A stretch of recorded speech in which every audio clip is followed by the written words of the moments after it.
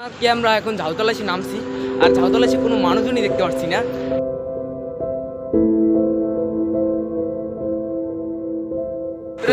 সন্ধ্যা গড়িয়ে এসেছে আর এখন আমরা যাবো ঝাউতলা।